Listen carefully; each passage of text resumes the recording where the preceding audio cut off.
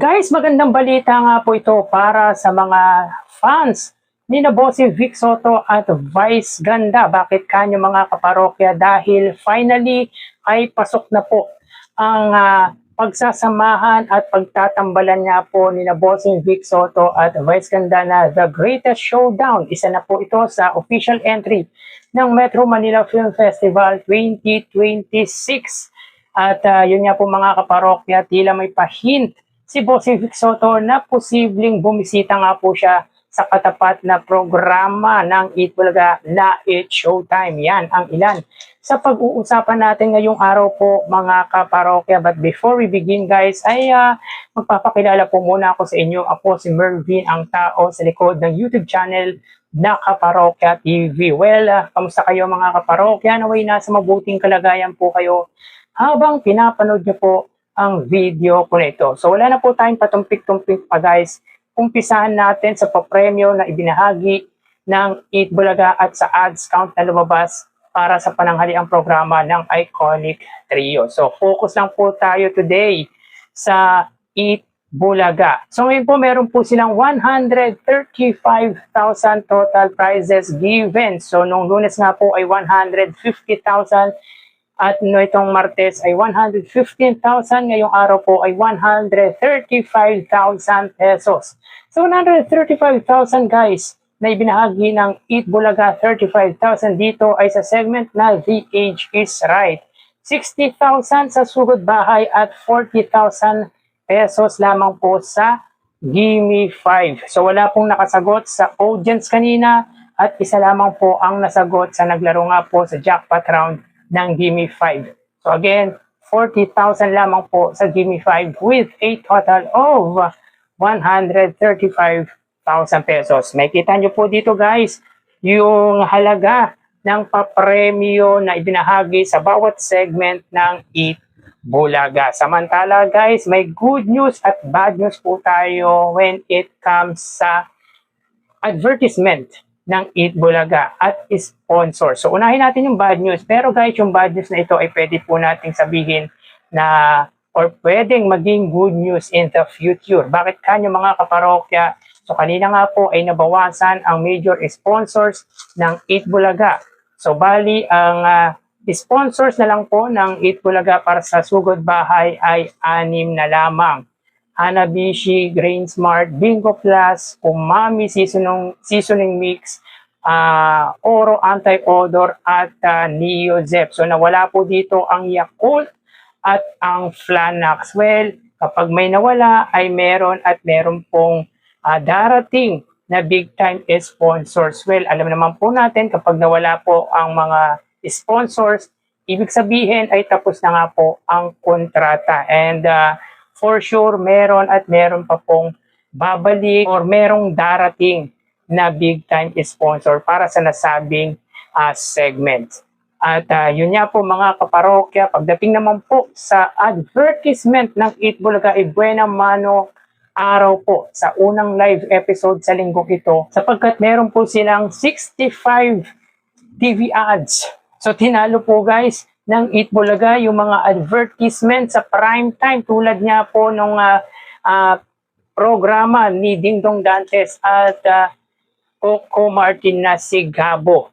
So dito may kita natin guys yung ads ng dalawang prime time show sa panggabing programa guys. Yung kay Dingdong Dantes ay meron lamang at least 40 ads samantalang ang si Gabo ay meron 60 ads. So ang Eat Bulaga po ay meron 65 TV ads. So alam naman po natin pagdating sa prime time ay dito po talagang nagbabagsakan ang mga advertiser sapagkat nandito na nga po yung mga tao na galing po sa trabaho, mga taong galing sa eskwelahan. Mas marami nga pong viewers ang nanonood kapag prime time or kapag nga gabi. So dito pinapakita na competitive ang Eat Bulaga when it comes sa programa or sa number of ads dahil di na po masama ang advertisers nila na lumalabas this past few months. So nitong taon guys ay maganda nga po ang number of ads na nakukuha ng 8 Bulaga. So sa unang gap guys ay meron pong 33 TV ads ang 8 Bulaga at ang ikalawang gap ay 32 TV ads. So makita niyo po dito sa screen natin guys yung mga produkto na lumabas sa pananghaliang programa ng Iconic Trio. So congrats guys sa 8 Bulaga. Well, bali ang topic natin ngayon guys ay patungkol sa di umano'y may pahid si Bossing Vic Soto na posible po siyang bumisita sa katapat na programa ng Iconic Trio na 8 Bulaga na It's Showtime. Pero yun nga po guys, umpisahan natin sapagkat i-congratulate po natin ang 8 Bulaga sapagkat pasok na nga po sa darating na Metro Manila Film Festival 2026 ang The Greatest Showdown na pagbibidahan niya po ni Bossing Vic Soto at Vice Ganda. So ilan nga po or pinakilala nga po kanina ng MMDA or Metro Manila Film Festival ang mga entry na pasok na nga pong mga pelikula sa Metro Manila Film Festival. At ilan nga po dito guys ay ang second or part 2 ng Miracle in Cell number 7 na pagbibidahan nga po ni Aga Mulak under Viva Films. Amir na entry naman po ng GMA Network na pagbibidahan ni Dennis Trillo at Will Ashley. Of course, yung Haunted Carnival ni na Julia Barreto at James Reid. And lastly ay ang The Greatest Showdown ni Bossing Vic Soto at Vice Ganda. So may ilan nga pong kumu-question guys kung papayagan daw po ng GMA Network na mag-promote si Vice Ganda sa nasabing TV station dahil meron nga pong entry ang GMA sa darating na Metro Manila Film Festival at ito nga po ay ang Amir. So sa aking palagay guys ay papayagan naman po ng GMA 7 na mag-promote si Vice Ganda.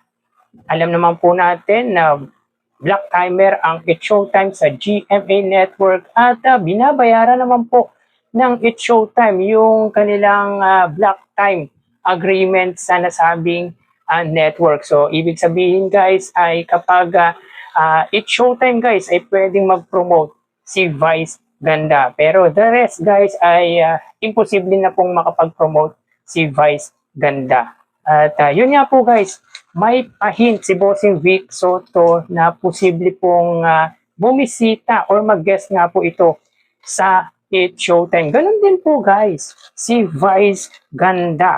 So ayon nga po sa inilathala ng PEP, alam naman po natin guys, ang PEP ay isa sa kilalang mainstream media. May tuturing po itong mainstream media. At yun nga po mga kaparokya, sabi dito, Bossing at Vice Ganda open to It's Showtime 8 Bulaga guesting swap.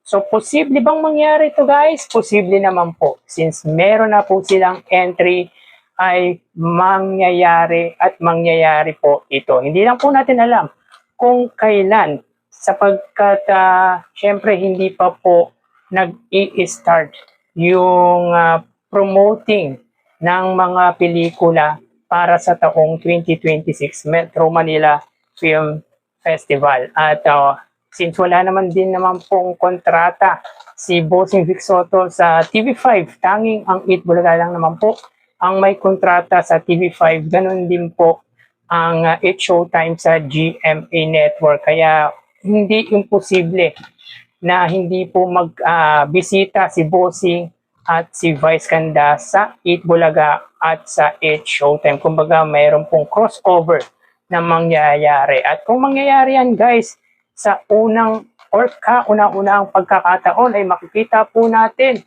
na si Vice Ganda ay nasa 8 Bulaga at si Bossing Vic Soto ay nasa It's Showtime. At magandang promotion to guys kung mangyayari ito dahil talagang kapapanibikan at talagang susubaybayan guys yung noontime swapping ng dalawang TV host na kilalang kilala di lang po dito sa ating bansa kundi sa buong mundo. Maraming mga Filipino sa buong mundo at iilan lang ang hindi nakakilala kina Bossing Vic Soto at Vice Ganda.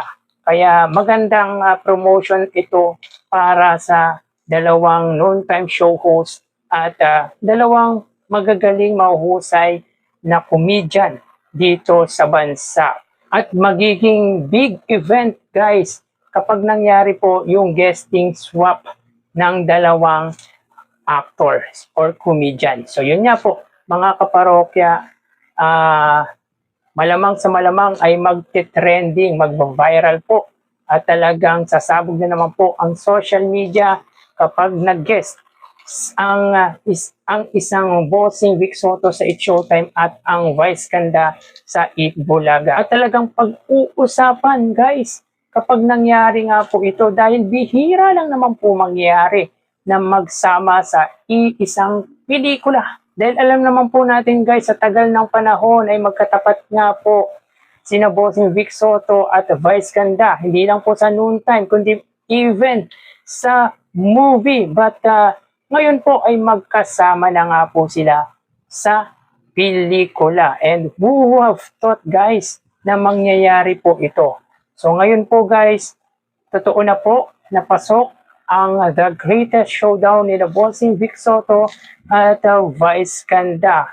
Kaya for sure, blockbuster po ito.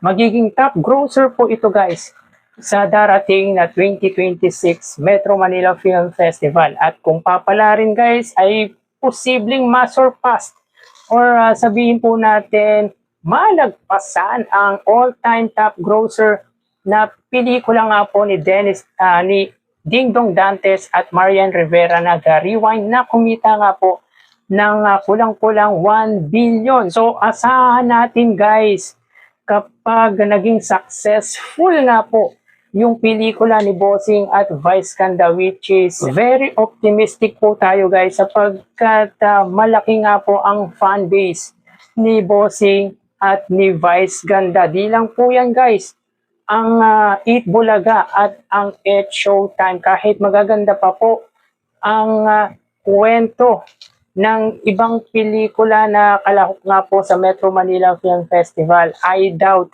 na hindi po magiging number 1 ang The Greatest Showdown ni bossing Vic Soto at Vice Ganda. At again, kapag nag-successful nga po ito, posibleng mangyari ang part 1, part 2, part 3, and so on and so forth. But anyway guys, yun nga, congratulations sa The Greatest Showdown sapagkat isa nga po, or finally, isa nga po sila sa nakapasok sa official entry ng Metro Manila Film Festival 2026. At looking forward tayo guys na bumisita kung sino man po kina bossing Vic Soto at Vice Ganda sa Eat Bulaga man po or sa It's Showtime. Dahil since nandyan na nga po sila guys, ay hindi na po malabo na mag-guest si Bossing. Kahit isang araw lang guys sa It's Showtime. At for sure, talagang pag-uusapan po ito. At magandang promotion nga po ito. Marketing strategies nga po ito para sa kanilang pelikula. So, sino po ang makakaisip guys? Sino ang mag-aakalang ang magkatapat sa noontime program na It's Showtime at Eat Bulaga ay magsasama nga po sa iisang pelikula? And most probably ay sabik na po kayo maumpisahan ang shooting na pagbibidahan niya po ng dalawang mahuhusay at mga dakilang komedyan sa kasalukuyan dito sa ating bansa. So again, congratulations kina bossing Vic Soto at Vice Ganda. So hanggang dito na lang po tayo. Thank you and God bless.